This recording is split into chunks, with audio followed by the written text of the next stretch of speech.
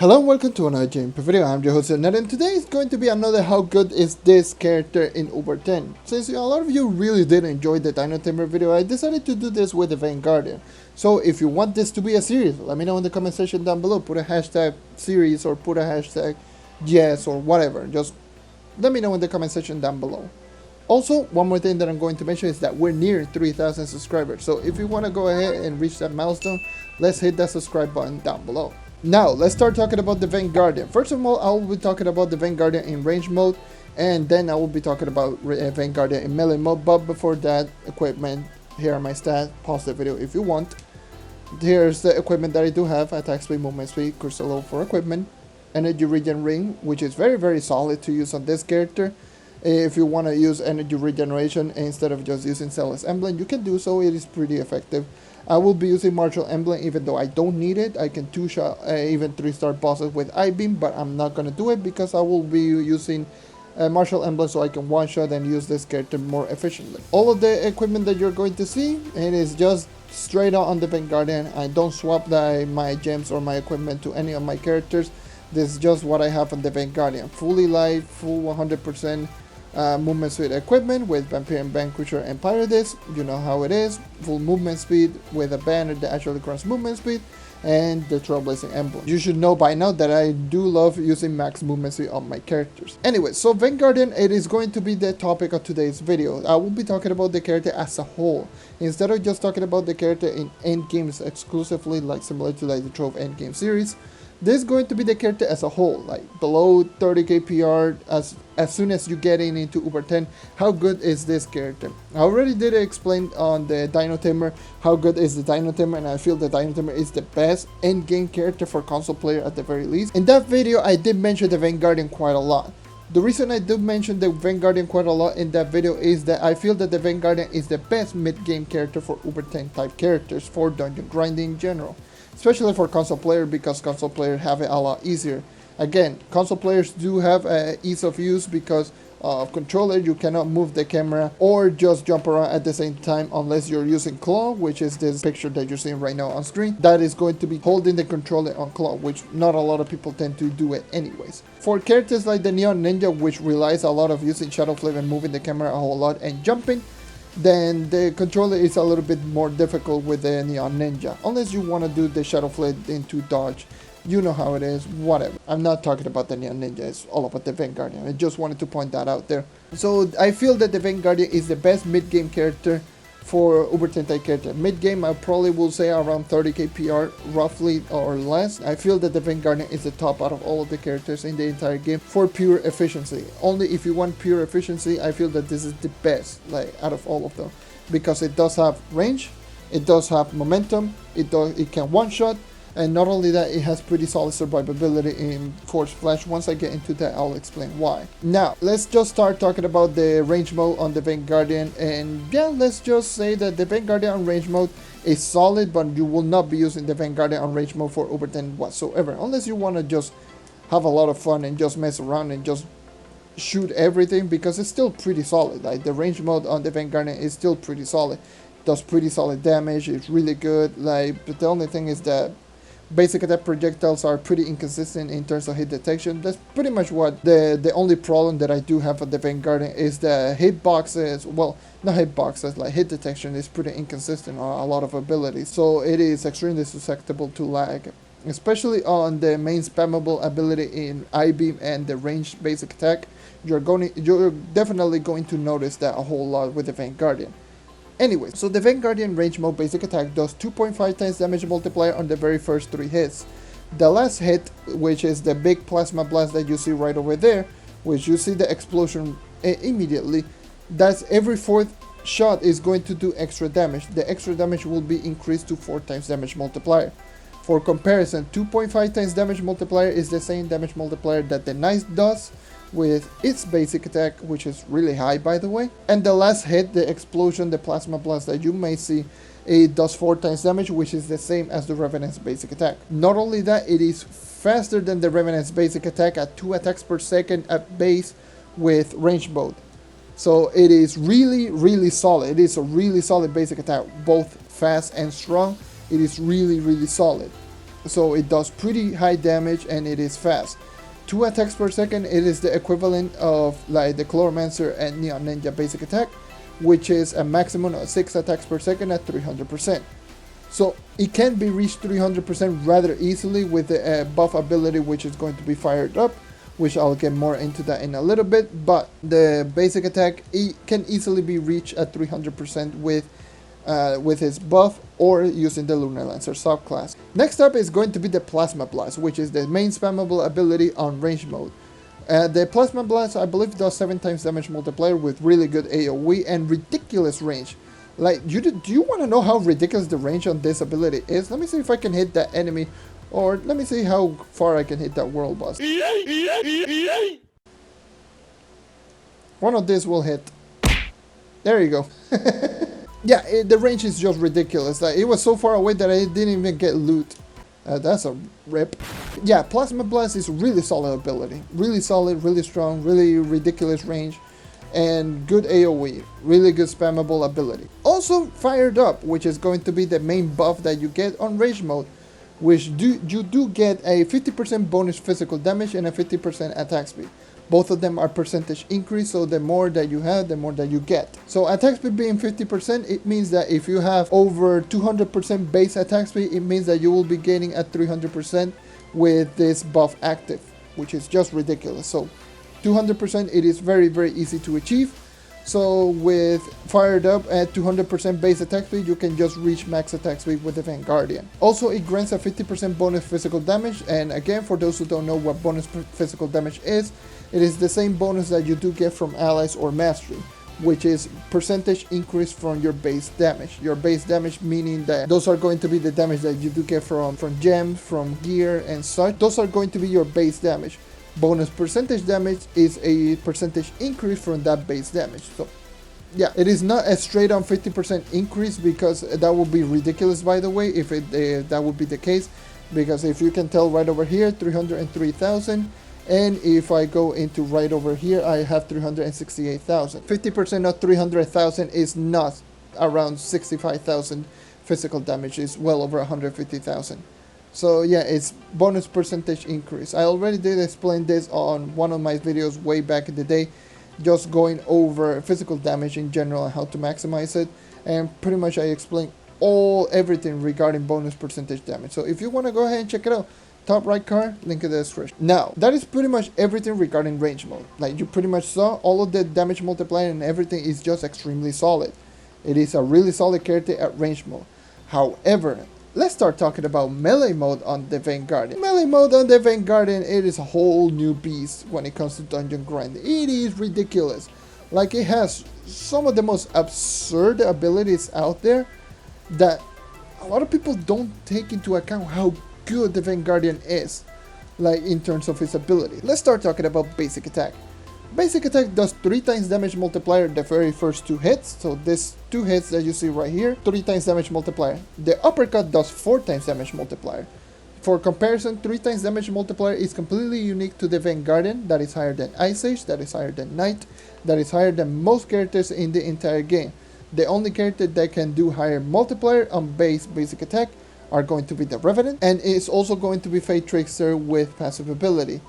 The other characters that can do more damage are going to be the Dino Tamer on ult, Gunslinger on ult, and it does the same damage as Draco on ultimate ability, which is high.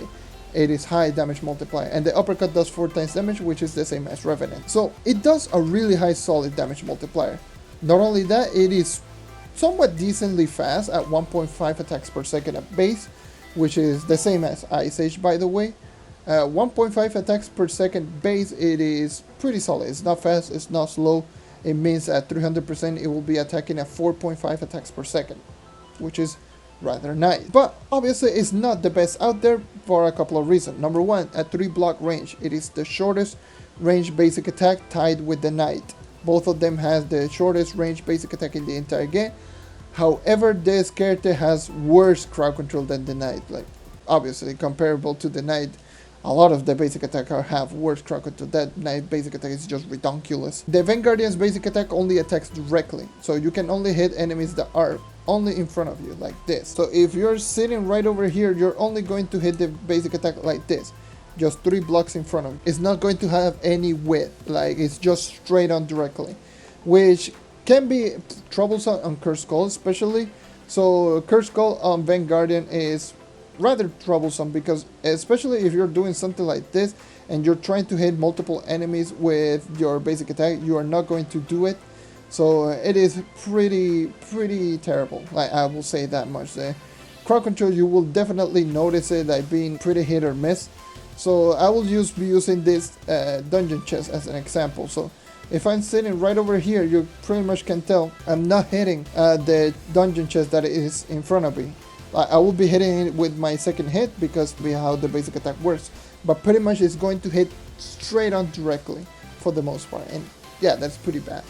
And having the really short basic attack, yeah, it's not necessarily the best basic, but it's still like the damage and how fast it is still a really solid basic attack. And when it comes to dealing with bosses, that basic attack just makes short work of everything. Let's start talking about what makes this character really ridiculous. It's not the basic attack, it's this ability right here, I-Beam.